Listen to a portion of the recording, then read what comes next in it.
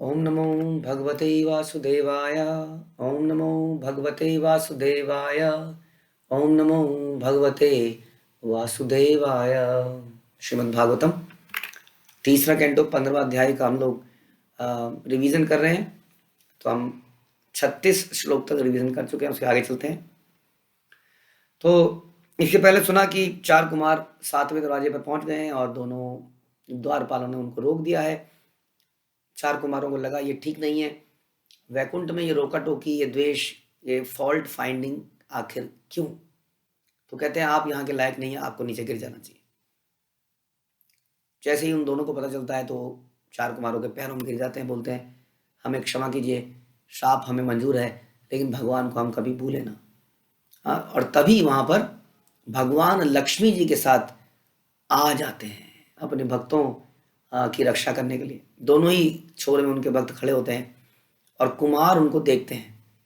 हाँ, अभी तक कुमारों ने उनको अपने हृदय में देखा था, लेकिन आज साक्षात देखते हैं। और देखते किस प्रकार से हैं, ये 39 से 41वें श्लोक में लिखा है कि भगवान का चेहरा बड़ा मतलब थकान को दूर करने वाला था। उनको देखते ही अटूट प्रसन्नता हो जाती थी। मैं चेहरे में मुस्कान आ जाती है उनको देखते ही। उनका जो देखने का तरीका है भगवान का, हाँ, वो इस प्रकार का है कि हृदय में एकदम उतर जाता है। उनका कॉम्प्लेक्शन श्यामल है, उनकी चेस्ट ब्रॉड है जो लक्ष्मी जी का निवास स्थान है। उनके जो कमर है उसके ऊपर बहुत ही चमकीला पीला कलर का उन्होंने वस्त्र पहन रखा है। उनके गले में बहुत ही सुंदर माला पड़ी हैं जो एकदम फ्रेश फ्लावर्स की हैं, जिसके आसपास सारे भंवरे मंडरा रहे हैं। और उनके गले में कौस्तुभ मणि का एक नेकलेस भी है। उनके हाथ जो हैं, हैंड्स, वो गरुड़ के ऊपर इस प्रकार से रखे गए हैं और वो हाथ से कमल को इस प्रकार से घुमा रहे हैं। उनके गालों में मकर के शेप के कुंडल लटक रहे हैं और वो चमक मार रहे हैं बीच बीच में से।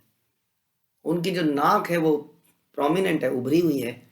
और उनका जो सर है वो एकदम जेम्स यानी कि बहुत सारे हीरे जवाहरात तो बने मुकुट से सजा हुआ है।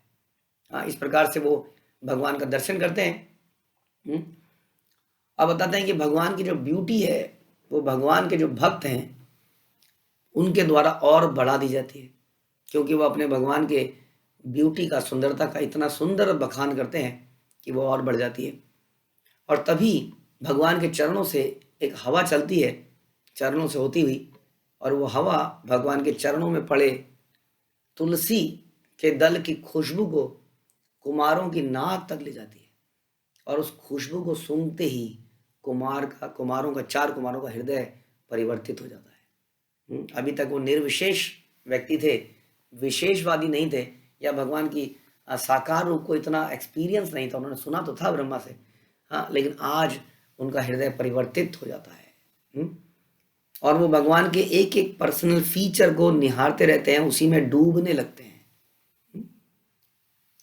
व्यक्ति वैसे वास्तव में व्यक्ति रहेगा, कितना भी कठोर क्यों ना बन जाए, कितना भी क्यों ना, मैं किसी रूप को नहीं मानता, लेकिन जब रूप सामने आता है तो आदमी बोलता है रूप तेरा मस्ताना, भूल कोई हमसे ना हो जाए। तो कितना भी व्यक्ति ढकोसला दिखाए, लेकिन वो रूप के आगे ना, वो व्यक्ति तो व्यक्ति रहेगा। हाँ, इसलिए जब वो परम रूप के सामने आता है, हाँ, तो उसके अंदर काम वासना ना आके उसको परम संतोष प्राप्त होता है। इसलिए प्रभुपाद कहते थे कि हम अपनी इंद्रियों को रोक नहीं सकते। हाँ, रूप को देखना है तो कृष्ण के रूप को देखिए, लेकिन जो रूप को ही नकार दे वो कभी संतुष्ट नहीं हो सकता। वो कभी ना कभी किसी रूप के चक्कर में एक दिन नीचे गिरेगा। तो भगवान की सुंदर फॉर्म को जब चार कुमार देखते हैं तो इनके मुख से अपने आप भगवान के लिए गुणगान निकलने लगते हैं। और आगे वो गुणगान करते हैं 46वें श्लोक से, बोलते हैं भगवान आप जो है किसी पापी व्यक्ति के सामने कभी दृष्टिगोचर नहीं होते। एक पापी आपके दर्शन नहीं कर सकता। वास्तव में पापी लोग मंदिर में आकर भी उनका हृदय परिवर्तन नहीं होता है। कितने ऐसे लोग हैं जो मंदिर के आसपास भी आते हैं, लेकिन मंदिर के अंदर जाने से मना कर देते हैं, हम नहीं जाएंगे। खा लेंगे पी लेंगे लेकिन मंदिर में नहीं जाएंगे। या जाएंगे भी तो इधर उधर देखते रहेंगे, कुछ और ही देखने जाते हैं। जैसे मैं बता रहा था, आजकल लोग मंदिर जाते हैं तो किसी और ही पर्पज से जाते हैं। लड़के लड़कियां एक दूसरे को देखने वहां पे जाते हैं। हाँ, तो आपके पापी व्यक्ति जो है आपके दर्शन कभी कर ही नहीं पाएगा। आपका जो ये दिव्य स्वरूप है, ये केवल आपकी कृपा द्वारा समझा जा सकता है।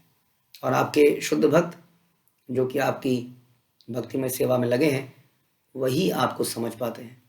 जिन्होंने भौतिक इच्छाओं को त्याग दिया है, वही आपके दिव्य रूप को समझ सकते हैं। हाँ, और जो आपके सरेंडर्ड, जो आपके समर्पित भक्त हैं, जो आपकी भक्ति का रस लेने में निपुण हैं, हाँ, वो इस टेस्ट को जो आपकी भक्ति में है चखते हैं। कैसे? आपकी हरि कथा को सुनकर, हरि कथा कहकर, हरि कथा सुनकर। और ऐसे लोग मुक्ति की कामना भी नहीं करते हैं। हाँ, क्योंकि मुक्ति में आपकी कथा नहीं है, आपका कीर्तन नहीं है, आपके दर्शन नहीं है। हाँ, तो भक्त जो लोग हैं वो मुक्ति की भी इच्छा नहीं करते। वो केवल आपके बारे में सुनना चाहते हैं, आपके दर्शन करना चाहते हैं। ये सब कौन बोल रहा है? ये सब चार कुमार बोल रहे हैं। और फिर बोलते हैं कि अपनी बात बताते हैं कि अब हमारी ऐसी स्थिति है कि अब हमें नरक में जाने से भी कोई खतरा नहीं है। लेकिन हम एक ही प्रार्थना करते हैं, यदि हम नरक में भी जाएं तो हे भगवान, हमारा मन हमेशा आपकी प्रेममयी सर्विस में, सेवा में लगा रहे। हम हमेशा आपके बारे में ही चर्चा करें, आपके बारे में ही सुने, और ये सुनकर चाहे हम नरक में भी चले जाएं तो हमें वो मंजूर है। और इस प्रकार अंत में बोलते हैं कि हम आपको प्रणाम करते हैं, आपकी इस दिव्य रूप को प्रणाम करते हैं, जो कि अभागे लोगों को कभी नहीं दिखता है, बट आपकी कृपा से आज ये हमें इसके दर्शन हो पाए। हाँ, तो इसमें हमने और चर्चा करी थी कि वो ये बोलते हैं कि हम अब नरक में भी जाने को तैयार हैं, क्योंकि उनका हृदय परिवर्तित हो चुका था। अब ज्ञान का जो भी थोड़ा बहुत रहा होगा, ज्ञान के लिए अहंकार वो समाप्त हो चुका था, और उन्हें ये रियलाइज हो रहा था कि जो जय और विजय को उन्होंने श्राप दिया है वो बहुत उचित नहीं है। क्योंकि जो भक्त होता है उसका हृदय बड़ा कोमल होता है।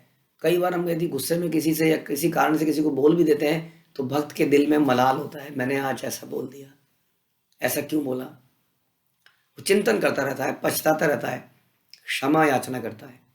ये भक्त के लक्षण हैं, क्योंकि उसका हृदय बड़ा कोमल है। और आउट ऑफ हैबिट्स हमसे कई बार गलतियां हो जाती हैं, लेकिन भक्त उस गलती को छुपाता नहीं है, नहीं ये बताने की कोशिश, नहीं मेरी थोड़ी गलती थी। कई बार ऐसा होता है गलती तो हम कर देते हैं, बाद में रियलाइज भी होता है गलती है, लेकिन उसको छुपाने का प्रयास करते हैं, क्योंकि गलती अगर पता चल गई तो फिर क्या होगा। लेकिन भक्त का हृदय ऐसा नहीं, उसको तो मलाल होता है कि आज मैंने किसी का दिल दुखाया। तो चार कुमार भक्त बन ही चुके थे।